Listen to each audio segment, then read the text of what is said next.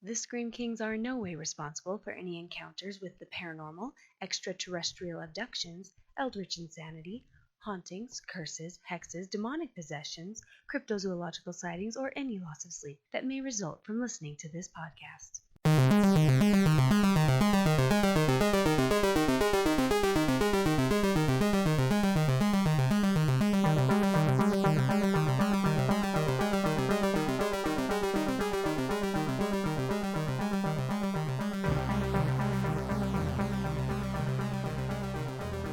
This is the Scream Kings podcast. I'm Nathaniel Darkish. This is Max George. Leave me to do my dark bidding on a podcast. Oh, I'm so excited for this episode, Nathaniel. As am I. I really, really love what we're talking about today. I feel like, though, before we do anything, we need to address the elephant in the podcast. Yes. I apologize to all of our listeners, but I invited Pazuzu to move from internet modem into my body, and this is what I sound like now. Yeah, it's... Well, let's just say the voice on The Exorcist makes a lot more sense now. Medically speaking, I have a sore throat mixed with potential pneumonia, which is never fun. But I am committed to our listeners, so I apologize in advance for any coughs or booger noises that come out of my body. Hey, as long as you don't vomit some pea soup. No one's going to see it. It will be all hidden because podcasts. We'll have to hear it still. That's valid. I wouldn't edit that out. The voice is very fitting for what we're talking about today, which will be vampires, and quite possibly one of the greatest movies ever. Of course, we are talking about What We Do in the Shadows, both the TV series and its precursor film. Before we talk about what is done in the shadows, though, we have some really awesome, exciting news about the podcast. Yes, we do. We hit 1,000 followers on Twitter. What? That's my excited noise as best as I can. Oh man, everyone just cried a little bit for you. Oh, it's so exciting, though. 1,000 Twitter followers. Thank you, everybody who follows us and listens or pays attention to our crazy tweets. Yes, we definitely owe some thanks to everyone who's following us, and also to Taylor, who is doing a lot of the tweeting and helping us kind of maintain that account. Yeah, she's kind of become our honorary social media representation. So thank you, honorary Scream Queen, Taylor. And also, we didn't just hit 1,000 there. We also hit 1,000 downloads for the month of July. That's even crazier. Yes, this is by far our biggest month in terms of downloads. In fact, we're probably looking at 1,100, depending on how today and tomorrow go. But yeah, it's been really, really awesome. I can't even believe it. Yeah, it's incredible that there's so many people who take time out of their day to listen to you and me go off on crazy horror themes. It's really awesome to see that. So thank you, everybody out there who listens to us. Yeah, and don't let Max's disgusting voice drive you away. Please don't. And we have something special at the end of this podcast that we're going to do. We actually have 2 fun quizzes that we're going to do on air. One tells us which demon each other will be, and the other is which horror movie stereotype we are. So you will find out a lot about us, and that is our thank you for those double thousands. We've reached level 2,000, whatever that thing is. I can't make the over 9,000 joke yet. I know. We'll get there one day. One day. And then I will be unbearable. You'll be like me. Ha! Let's get into the meat, though. Let's talk about what we do in the shadows. Meat? Why not the blood? Oh, the bloody blood. The virgin blood. It's been like this the whole time, Deacon, on dishes, and it still hasn't moved in 5 years. You're a cool guy, but you're not pulling your weight in the flat. Oh, I'm glad to hear that I'm cool. No, that's not the point, though. Yeah, You're missing no, I the know. point. Not I know. a flat meeting about how cool you are. When you get 3 vampires in a flat, obviously there's going to be a lot of tension. This show, Nathaniel, this show. Is there a better show out there? No, there isn't. Wow, just kind of went for it. Best horror comedy ever. And horror comedy is something I don't think we've tackled yet on the podcast. So this is going to be kind of an exciting episode where we get into this subgenre of the horror world out there. There's a lot of horror comedy. A lot of it doesn't do very well. This movie, though, I think is really the apex, the pinnacle of horror comedy. I definitely agree. I'd say there's a handful of horror comedies that I really, really love, but this is probably the one that I can watch over and over again, even more than any of the others. Yeah, this is a movie for me that no matter how I'm feeling, or even if I just need a laugh, every time I watch it, I'm always busting a gut in laughs. So if you haven't taken the time to see this, definitely after the podcast, or even before the podcast, go check it out. We're going to spoil so many jokes. We are. There's so many. So many. And it's hysterical. I mean, even if we spoil like 80%, you'll still have a really good time watching it, but you'll have a better time experiencing these jokes for the first time. So what this show is about is it's these 4 friends who live in New Zealand who happen to all be vampires. And kind of the main plot of the show is them preparing and getting ready for what is called the Undead Masquerade, which is something that I hope I can attend once in my life. It's insane. It's so funny. Give us a little bit more on the creators of the movie, though, Nathaniel, would you?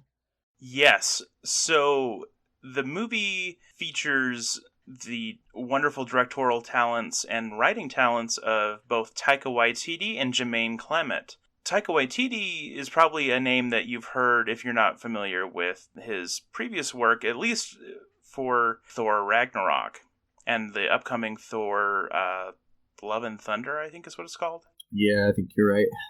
Definitely the funniest movie in the MCU, and that's not a coincidence. He is a hilarious filmmaker. I really can't wait for his next project to come out, Jojo Rabbit. Just everything he's done is outrageously funny, so I love his work. And then also we, of course, have Jermaine Clement, who is probably most well known, at least for people my age, or our age, I should say, for his work in the comedy folk duo Flight of the Conchords, the associated TV show, and all of that. He's also, done acting in Disney's Moana. Moral of the story is these 2 guys are some of the funniest people out there. Yeah. And that comedy is very sharp and snarky and witty, but at the same time dry. But it's like the perfect package of comedy that just gets you laughing and laughing and laughing. Yes, I love both of their work tremendously, and so them coming together on this is just comedy gold. And so, kind of what we're dealing with this movie is that, like you said, it's 4 vampire friends who are roommates, getting ready for this ball, but it's kind of just more about their lives in general. It's all being documented by a documentary crew. And it's just kind of exploring what it is to be a modern vampire living in New Zealand. The story itself is very original. It's these 4 modern vampires. One of them is this ancient, Nosferatu type of a character named Peter, who is my soul animal. Ha! But it's so timeless at the same time. A lot of those classic vampire tropes that we've talked about on the podcast itself still remain subtly throughout. One of the characters has this silver locket that he got from his human girlfriend way back hundreds of years ago. Well, it was like 50 years ago.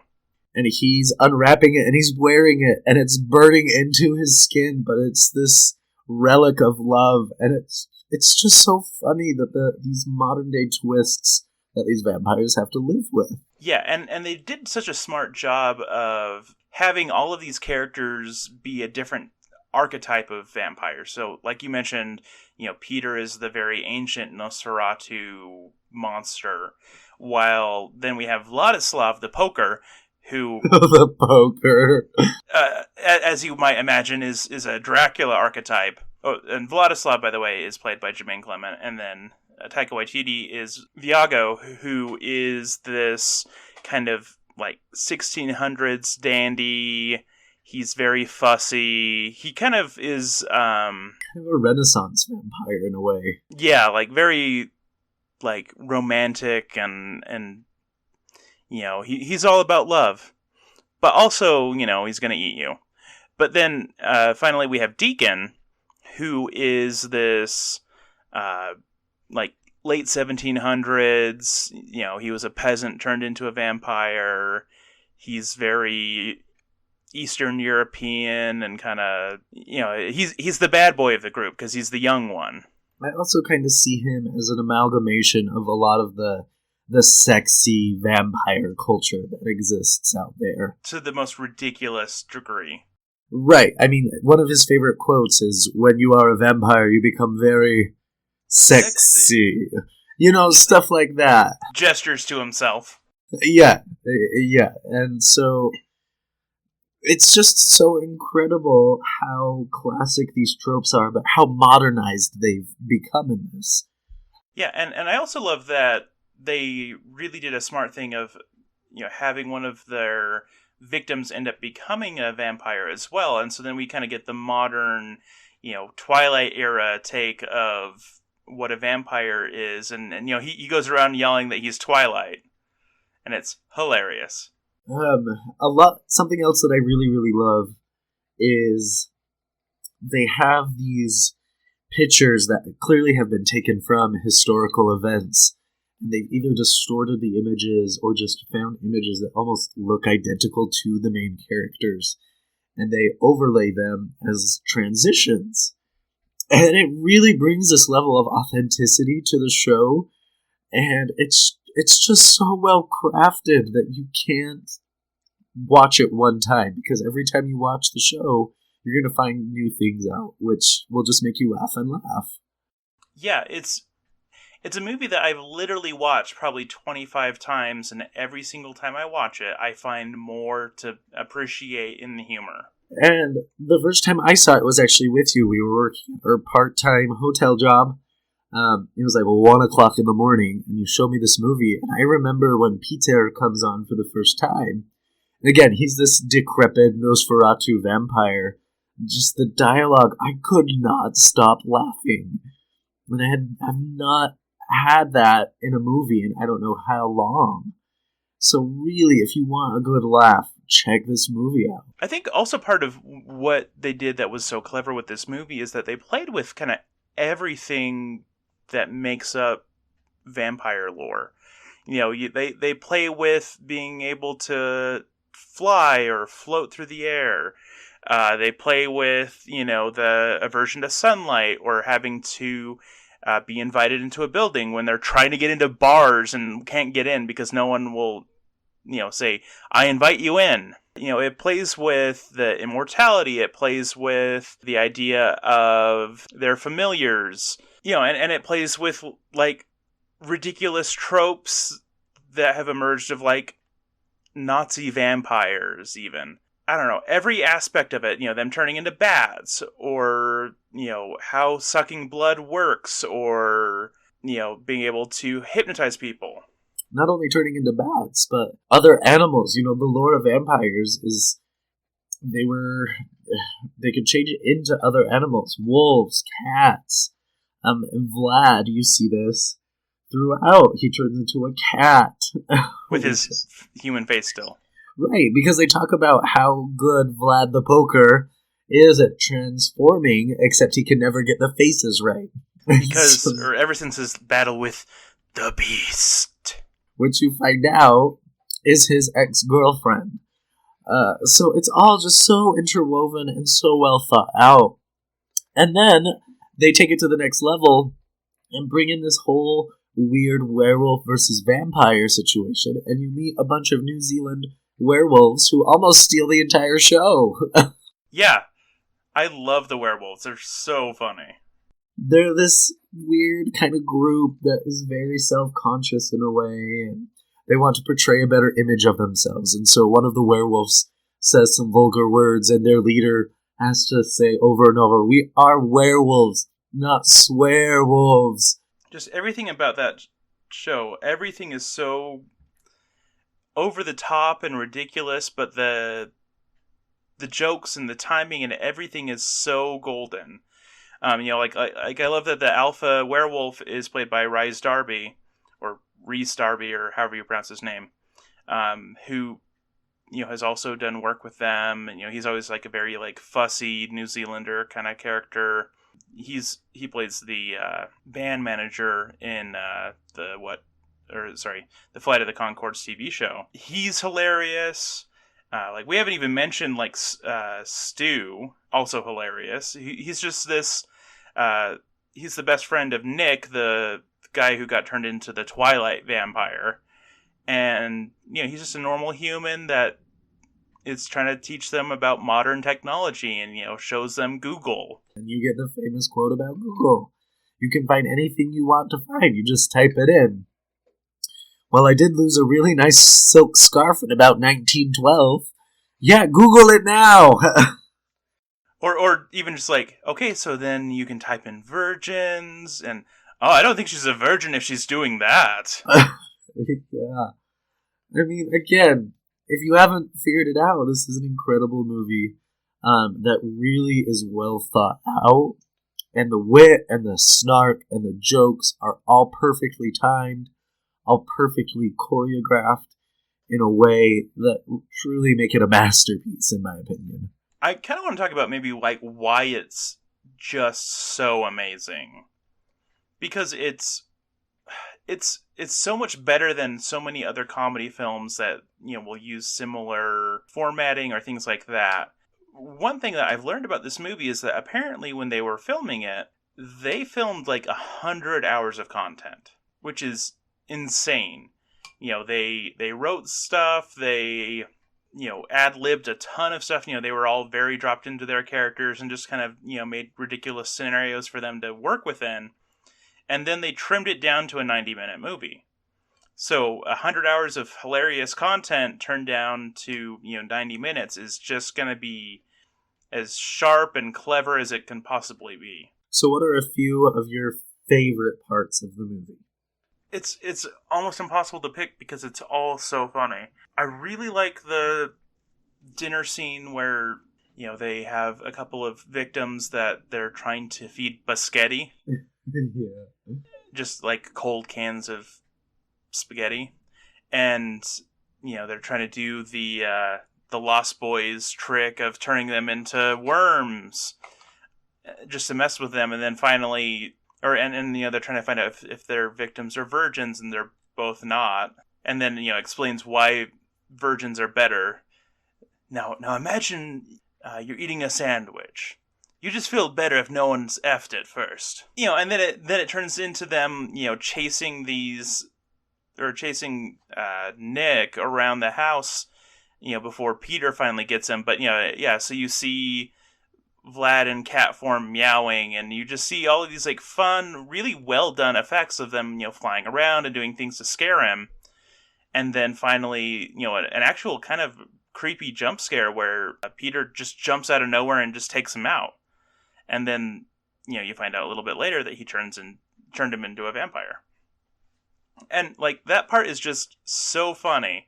Or just some of the little moments in the thing, just them sitting and watching a sunrise on YouTube is just gold. I think probably for me, one of my favorite parts that I quote all the time is after they go out on the town with Stu, kind of getting into it, and Vlad yells, "Bat fight!"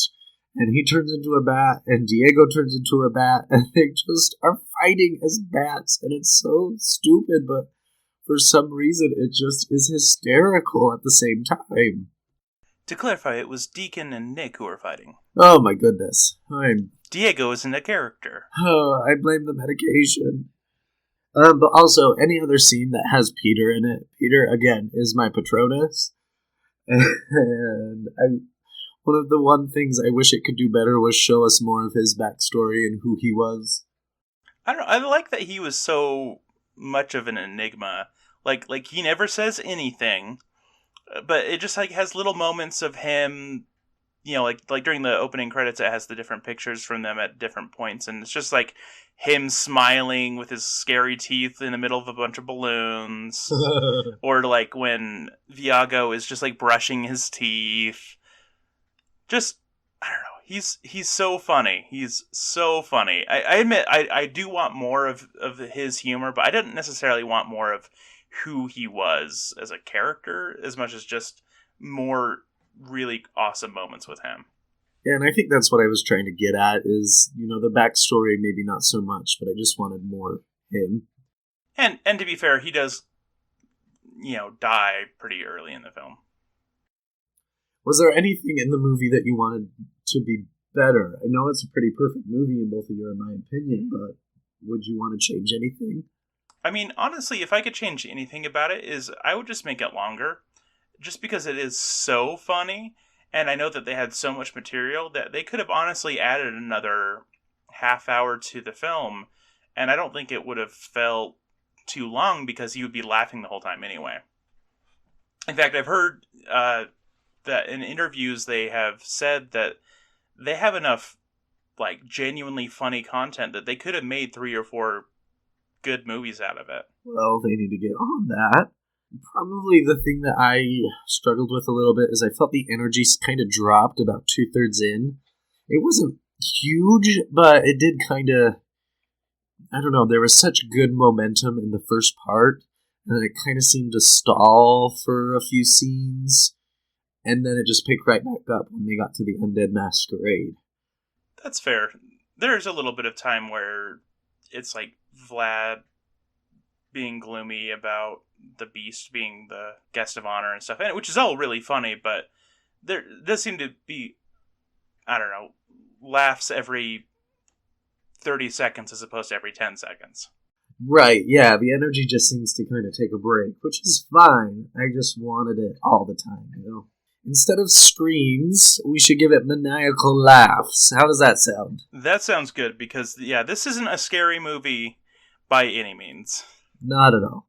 So I gave it a 9. Originally I gave it an 8, but then we started talking about it, and I was just like, yeah, it deserves a 9. Straight 9. Yeah, I wanted to give it a 10, but again, I'm holding out my 10s for that perfect movie that one day I will see. I don't know, this is almost perfect. I'm going to give it a 9 as well, but I reserve the right to, on a future episode, just abruptly saying, you know what, I'm giving What We Do with Shadows a 10 and maniacal laughs. How about crowns? What'd you give it as crowns? 9. Yeah, same. Hands down. Easy. Easy. Alright, so What We Do in the Shadows, like we've mentioned, it was a film in 2014 based on a short film in 2004. Well, earlier this year, they actually created a TV show. Nadja, Laszlo! Yeah. Yes? Can you come downstairs for a second, please? The problems with living with other vampires are the vampires I have chosen to stay with. I wanted to talk about general hygiene in the cell. Last night, there were all these people down there, half drunk. Well, where did they find the alcohol? No, they were half drunk. They'd been half drunk. If you've got something to say, then damn well say it. It's not hygienic! FX created a 10-episode series with the same title, What We Do in the Shadows. And while it's not as good as the original film, it's still an incredibly solid TV show. Yeah, I quite enjoy it. And it's fun because you and I actually binged it all in one night, and we were laughing the entire time, essentially. Yeah, it was a good time. So do you want to give us a rundown of what is different in the show? Yes. So the TV series does not follow the same characters. It is set in the same universe, though. So, as opposed to being in New Zealand, this time around we are in New York. And so, once again, it's a house full of vampires, but this time they also have a familiar living with them, and they also have a different type of vampire, which is kind of a fun change. We have Nandor, who is this very... poetic, almost. Yeah, he's very... I can't think of how to describe Nandor. He's very stuck in the past. He's very much from like the, I don't know, 1300s or something. He used to be the ruler of a nation, but then, was driven away when he turned into a vampire. He's kind of a jerk. He kind of reminded me of Iago a little bit. Kind of the mirror character of him, this kind of dandy, not as funny, more brutal, but also very particular, and kind of the narrator of the show in a way. Yeah. Yeah, they follow him pretty closely. Then we have a couple, Laszlo and Nadja. They make the show, Laszlo and Nadja. Yeah, I really enjoy them. So, they're both very, sex-crazed vampires. Nadja turned Laszlo into the vampire when she was, 100 or something.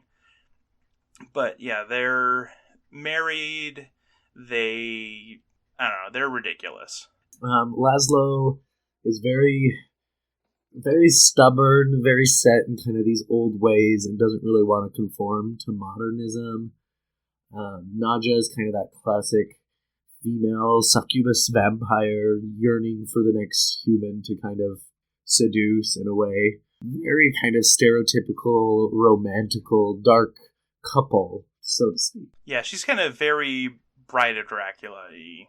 Then we also have Colin Robinson, who is a very different kind of vampire. He is an energy vampire. So he, instead of sucking the blood of people, he sucks their energy, mostly just by being the most boring person ever. He's really funny. Which is pretty funny because who doesn't know an energy vampire?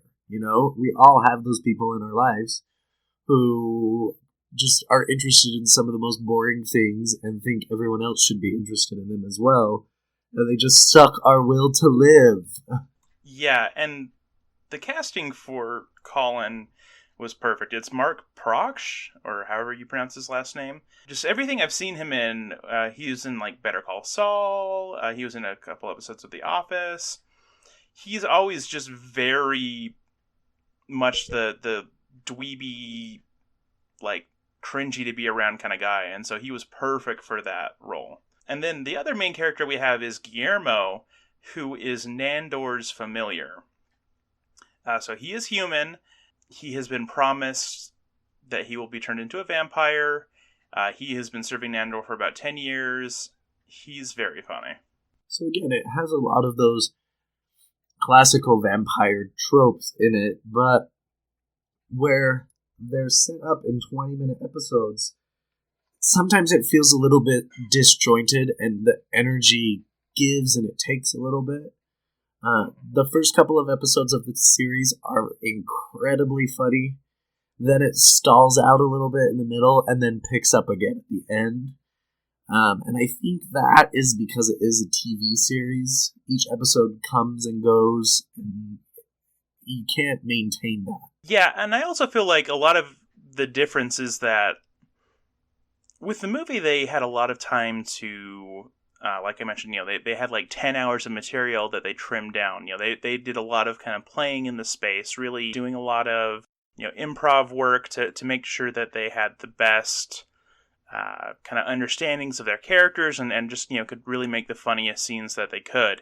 And so I feel like with the TV show, it just kind of inherently has to be a lot more scripted to, make it fit within that time frame without having to film 4 hours and turning it into 20 minutes. And that just isn't really doable with that format. And for me, too, I felt like some of the characters were just kind of these Americanized versions of our originals. Like Nandor felt very much like Viego from the original. And maybe that was just my vision of it all, I can see definitely with Nandor and Laszlo and Nadja, there's definitely aspects of the original characters that they pull from. While Guillermo and Colin Robinson are both very different sort of characters. Oh, absolutely. Absolutely. I am talking about the main three. Laszlo and Vlad, I think, are incredibly similar. Yeah, I could see that.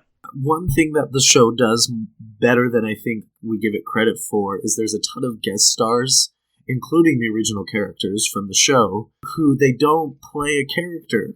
They play who they are, and they just happen to be vampires, like Tilda Swinton. I think that's brilliant. Yeah, so the context for that is that in the first episode, they are visited by this ancient vampire named Baron Aphanas. Yeah, Aphanas, who is played by the amazing Doug Jones, who does great physical work with the character, as he does with everything. So the Baron wants them to take over America, but then kind of departs from that partway through just to kind of go and have a night out on the town. So that's a really funny episode. They go and just, go to clubs and drink and do drugs by drinking the blood of drunk people and the blood of people who did drugs, and so they just party all night. It's a really funny episode, and then on accident Guillermo opens the door of the house and then turns him into stone, which kills him. So then there is a vampire council held to see, are these three vampires the ones who killed him? It's this big tribunal, and the head vampire, like you mentioned, is Tilda Swinton. Also on the council is, the original three. We got Viago, Vlad, and Deacon. But we also have, Wesley Snipes. Who else was there? They reference, Tom Cruise and Brad Pitt. They had Evan Rachel Wood. They had Paul Rubens. They have all of these people who have, played vampires, or are just, kind of known for being, these unusually youthful or ethereal people, and it was just really fun to see them in that role. I really like that episode a lot. Overall, you can find it on FX. It's a little hard to watch unless you have an FX subscription, but again, it's incredibly solid. It will make you laugh. Where it is set up as a series, you don't have to binge it all at once. You can take your time with it, and I think it's a little bit better that way. That way you're not just overloaded with all of the humor all at once. I will say that one thing I liked about it a little bit less was just that it's the humor's a little bit dirtier. And I don't mind crass humor necessarily, but I felt like it really kind of went for some low-hanging fruit for some of the jokes, which I thought was a shame. I can see that. But I understand what you're saying. A lot of Laszlo's humor is kind of based in that low-hanging fruit. Yeah. A lot of his humor is kind of cemented in that kind of crass, vulgar, sex, potty talk, and it gets annoying after a while, for sure. Yeah, there were some really funny jokes, and there were some that were just really? I guess I have a really high standard for those writers. Especially because the original creators were involved in a lot of the writing or the directing or that kind of work relative to the TV show. So I don't know, my expectation is really, really high based on the original film, and I felt like there were sometimes the jokes were just a little bit too easy. Yeah, I can see that. So as far as maniacal laughs, how many would you give? I'd give it 7. I also gave it a 7. Maybe this is a special episode, because all of our scores have been exactly the same. Well, let's see if this persists. What did you give it for crowns? I gave it a 7 as well. What? Me too. Spooky! I guess something has to be spooky in this episode, other than your voice. Along that lines, we did kind of want to start a new segment on the show called Staying Spooky. We talk a lot about movies and kind of the current or favorite horror films that we have seen, but there's so much material out there that we just simply can't cover it all.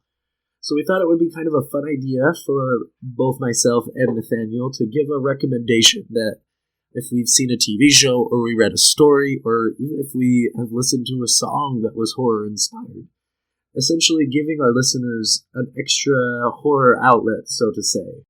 Yep. So for this segment of Staying Spooky, our inaugural and first section ever, I will let you go first, Nathaniel. Okay, so I'm going to talk about something that isn't horror exactly, but I think would appeal to a lot of horror people. It is a book I read recently called Smoke Gets in Your Eyes. It is a memoir about working in a crematorium. And it's very funny, but very informative, also very touching. I don't know, I just think it's really interesting, and it spends a lot of time talking about death and what death means to us in society today. And I just think it's something where, people who spend a lot of time with media that deals with death might really enjoy it. All right, and for my recommendation is I've started a new anime series called Seraph of the End. It has to do with vampires, which is kind of fun. Essentially, the general plot is that there is this society of underground vampires that have been living beneath us for as long as we can remember. And they release a plague into modern society that kills anybody over the age of 13. And so vampires then emerge, and they kind of take over the world. And they use anyone who was not killed by the plague as livestock. And there's these two boys, the protagonists, who eventually escape and realize that the plague did not kill all of the humans. So it becomes this kind of humanity versus vampires, and one of the protagonists actually ends up becoming a vampire, so it has all those very stereotypical anime tropes of best friends fighting each other and blah, blah, blah. But it's very dark. There's a lot of child murder in the first few episodes, so if that displeases you, definitely don't watch. But they incorporate a lot of dark myth. There's a lot of demons. There's a lot of apocalyptic talk about the seraphim and the beasts of John and stuff like that. So if you're like me and eat that stuff up, definitely check it out. You can stream it on Hulu for free. So again, that was Seraph of the End and Smoke Gets in Your Eyes and Other Lessons from the Crematory by Caitlin Doty. And that is the first segment of Staying Spooky. Woohoo! All right, so I guess that's probably the main stuff we wanted to cover. So should we launch into these special quizzes? Yes, I'm so excited for this. And I think it's only fitting that I ask you some questions about which demon you are. Okay. You've just returned home from a long night of taking your nephews trick-or-treating. You let them have one piece of candy before going to bed, but make them leave the rest on the kitchen table. Staring at it intently, you proceed to gobble it all up. Kids don't need that stuff anyway. Take one piece from each nephew and savor it. They'll never notice. Eat your own trick-or-treating bag, of course. What do you need their candy for? Or eat them one by one, laughing. Probably B. Take one piece from each nephew and savor it. They'll never notice. They're dumb children. Ha! Okay, you're driving to work during rush hour when someone zooms past you, nearly causing an accident. You commence road rage. Get out of the car and spit fire at him. That'll teach him. Mark down his license plate and report him. The cops are always in your favor. Or check to make sure that he didn't scratch your car. That's really all that matters. Commence road rage. What is your favorite thing about life? All the forbidden stuff? Everything? Nothing. Life sucks and everyone is annoying? Or people? You can get whatever you want with people. All the forbidden stuff, but of course. When filling out a questionnaire, you tend to answer the questions one by one, fill it all out of order, ball it up and throw it away, screw questionnaires, or answer them with extra comments and footnotes. Answer the questions one by one. I'm not a barbarian. You're meeting up with a friend for lunch, but they unexpectedly show up with a buddy that you've never seen before. You assume that your best friend's now and act your usual weird self. Say, "Hiss, that's mine," while dragging your friend away. Remain extraordinarily reserved until your suspicion subsides, or give them your business card. I want to hiss, but I'd probably just assume that I'm best friends now, so A. It's Christmas and your parents tell you to come over and celebrate with the family. You already have plans, but you tell them to take a hike. Tell them that they should have scheduled a meeting earlier, invite your parents to your party, or rejoice you'll finally have clean laundry. It's Christmas. I would have already had my schedule planned. So, probably D, rejoice. I'll finally have clean laundry. When trying to relax, your favorite thing to listen to is The Cramps, Mussorgsky's Night on Bald Mountain, the sweet sound of birds, crickets, rain droplets, and dark and nocturnal slaughter cult, or Fugazi. Well, I listened to Night on Bald Mountain last night. That's a real thing. So I'm gonna go with B. In school, you were A, the class troublemaker, B, a gang leader and chewing gum trafficker, C, always partying but got straight A's, or D, admirable to the teachers you bribed. Always out partying but got straight A's. Yes, we partied so hard in school. As much as two Mormon boys could. Ha! You're on the airplane to a foreign country. What do you do to pass the time? A, make a profit selling peanuts since airlines only allow pretzels these days. B, be obnoxious as possible, listen to music real loud, bump your feet against the seat in front of you, chew with your mouth open, and repeatedly ask, are we there yet? C, hit on the flight attendants. Or D, panic, flying makes you nervous, it's too close to heaven. I'm gonna go with that one. Flying doesn't make me nervous, but it is too close to heaven. Unless you're sick and then it makes you feel like you're gonna die. That's valid. Very true. While running late for work one day, you bump into a homeless person on the streets. Your first reaction is to A, offer them the world's riches in exchange for their soul. B, excuse yourself offering them a wad of cash, then continue rushing. C, ask if they want to hang out, who needs to work anyways. Or D, get angry, they were in your way after all. This happens to me every day, and it's get out of my way, please. So D, get angry. It's 3 a.m. and you're not asleep because A, it's time for your 3 a.m. burger. Besides, you need to finish marathoning this anime. B, sleep at 3 a.m. The party's just started. C, sleep is for weaklings. D, you're waking up the neighbors with the sound of Rick Astley. Sleep is for weaklings. Your favorite line for The Exorcist is A, the power of Christ compels you. B, what an excellent day for an exorcism. C, I am the devil. Or D, your mother sucks cocks in hell. Oh, I am the devil. And finally, what describes you best? A, tough on the outside, tougher on the inside, then slightly soft when baked to a crisp. B, charming, darling, dandy, and snarling. C, easy peasy, nice and sleazy. Or D, silver spoon little child, always looking for something wild. I have to say easy peasy, nice and sleazy, because that's my new favorite saying. Good, because I already clicked on that for you, because I knew that was going to be the answer. And do you want to know who you got? Yeah. Do you have any guesses? I want to say Pazuzu, because he's inside me. Good guess, but wrong. Who am I? How art thou fallen from heaven, O day star, son of the morning? Yeah, I'm the bitch of them all, Lucifer. Yes. That makes me happy inside. I am not surprised by that.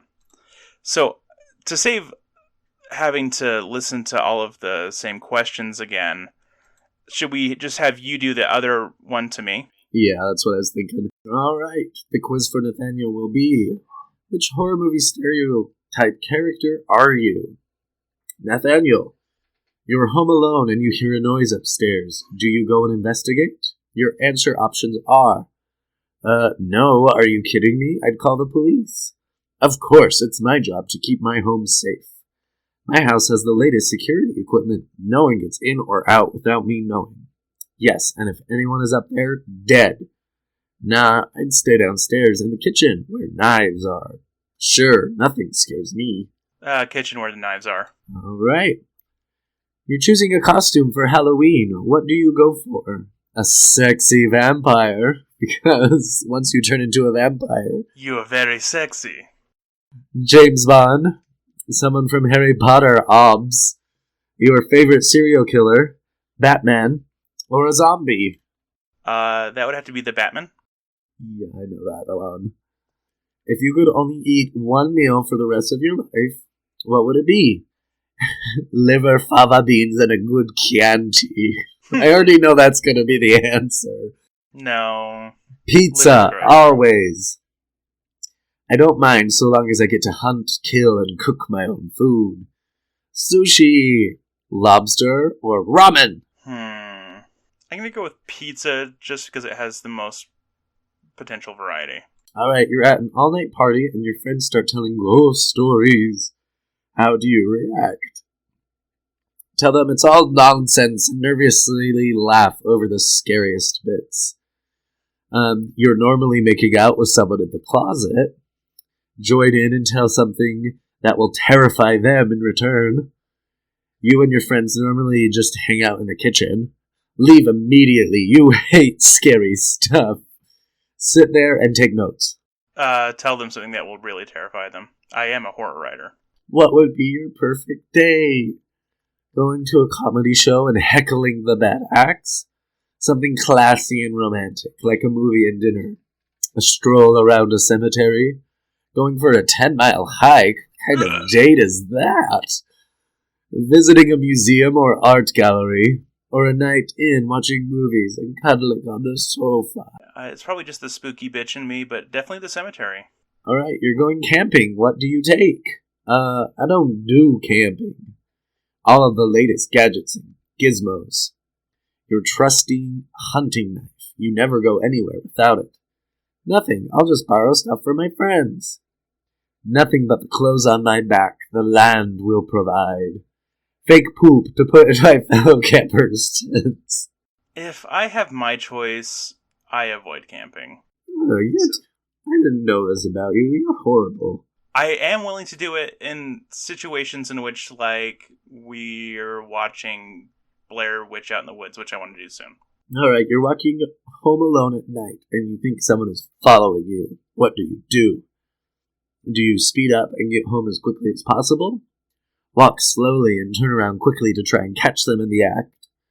Turn around and shout something to scare them away? Pretend you're talking to a friend on your cell phone? Carry on walking, you don't scare easily. Or call your parents to come get you. It's probably speed up. This is a stupid question. What's your favorite kind of movie? Let's just go with horror because Okay. I'm assuming everything else is dumb. You're invited to a house party. What do you wear? I am not usually invited to parties. You only wear black. Just the jeans and tee. You don't really care for fashion. Your sexiest outfit. Winky face emoji. Your favorite designer shirt. Or a hilarious novelty t-shirt. Definitely a hilarious novelty t-shirt. Yep. Probably something horror themed. You suspect one of your friends of lying to you. What do you do? These are so, 17 again kind of questions. Well, it is from Freeform. Oh, goodness. You'd hack into their email account to see if you can find out what's going on. You don't really care about other people's problems. You annoy them until they tell you. You get real pouty and pick a fight.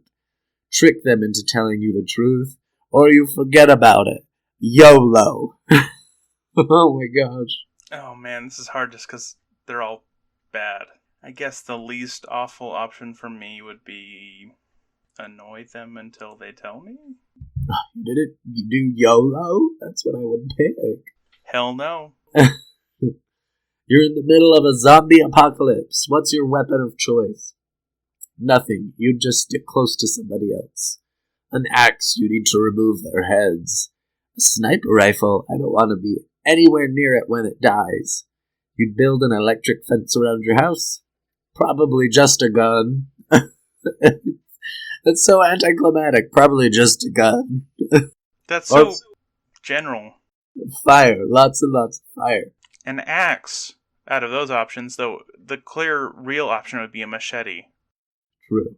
Okay, last question. You start receiving creepy anonymous texts from someone. What do?